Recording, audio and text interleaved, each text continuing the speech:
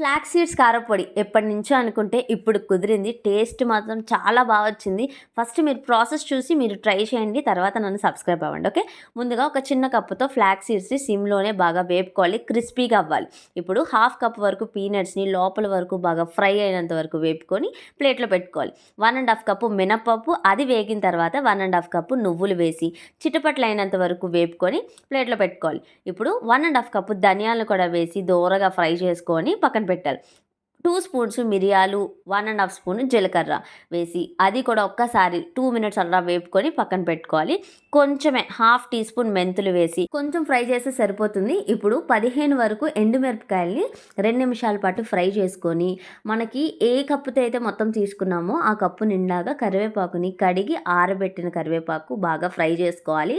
ఎప్పుడైతే కరివేపాకు అనేది క్రిస్పీగా అవుతుందో సో అప్పుడు మనం తీసి చల్లార్చుకోవాలి. సో అదంతా బాగా చల్లారిన తర్వాతనే మిక్సీ జార్‌లో అంతా వేసుకొని చిన్న అల్లికాయ సైజ్ అంత చింతపండును వేసి 1 ½ స్పూన్ ఉప్పు వేసుకొని ఒక్కసారి గ్రైండ్ చేసుకోవాలి.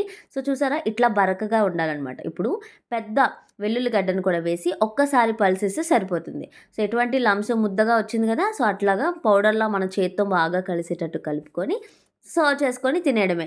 ఎయిటెడ్ కంటైనర్ జార్‌లో చాలా రోజుల వరకు స్టోర్ అయ్యి ఉంటుంది. అండ్ టేస్ట్ మాత్రం అద్దిరిపోయిందసల. అంత బావుంది.